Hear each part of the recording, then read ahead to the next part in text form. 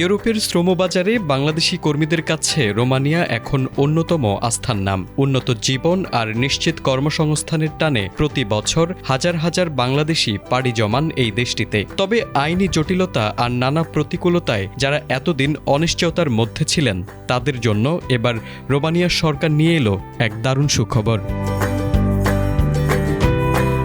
ইউরোপে কর্মসংস্থানের খোঁজে গিয়ে যারা বিভিন্ন প্রশাসনিক বা আইনি জটিলতায় অনিয়মিত হয়ে পড়েছিলেন, তাদের জন্য এক বিশেষ সুযোগ তৈরি করেছে রোমানিয়া সরকার। সম্প্রতি এক জরুরি অধ্যাদেশের মাধ্যমে দেশটিতে অবস্থানরত অনিয়মিত কর্মীদের বৈধ হওয়ার পথ প্রশস্ত করা হয়েছে। বুখারেস্টে অবস্থিত বাংলাদেশ দূতাবাস এই তথ্য নিশ্চিত করে জানিয়েছে যে সরকারি গেজেটে ইতোমধ্যে এই অ্যামনেস্টি বা বিশেষ ক্ষমা কর্মসূচির বিস্তারিত প্রকাশ করা হয়েছে।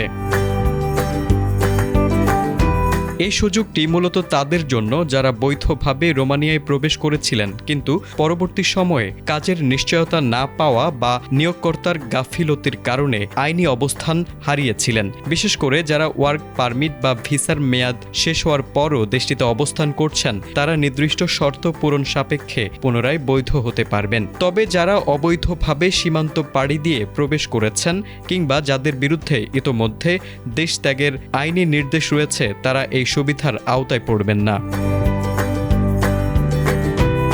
নতুন এই নিয়মে বৈধ হতে হলে সংশ্লিষ্ট কর্মীকে অবশ্যই রোমানিয়ার ইমিগ্রেশন কর্তৃপক্ষের নির্ধারিত সময়ের মধ্যে যোগাযোগ করতে হবে। এক্ষেত্রে সবচেয়ে গুরুত্বপূর্ণ শর্ত হল আবেদনকারীকে অবশ্যই নতুন কোনো বৈধ নিয়োগকর্তার অধীনে কাজের নিশ্চয়তা বা জব অফার সংগ্রহ করতে হবে। নতুন নিয়োগকর্তার মাধ্যমে কাজের অনুমতি নিশ্চিত করার পরই কেবল আবাসনের বৈধ কাগজপত্রের জন্য আবেদন প্রক্রিয়া সম্পন্ন করা সম্ভব হবে।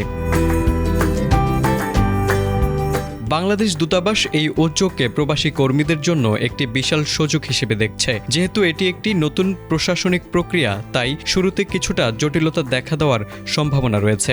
যে কোনো প্রতারণা এড়াতে এবং সঠিক উপায়ে আবেদনের জন্য প্রবাসীদের প্রয়োজনীয় কাগজপত্রের বিষয়ে সরাসরি দূতাবাসের পরামর্শ নিতে বলা হয়েছে। এই সিদ্ধান্তের ফলে দীর্ঘদিন ধরে আতঙ্কে থাকা হাজারো বাংলাদেশি কর্মী এখন রোমানিয়ায় নিশ্চিন্তে কাজের সুযোগ পাবেন বলে আশা করা হচ্ছে।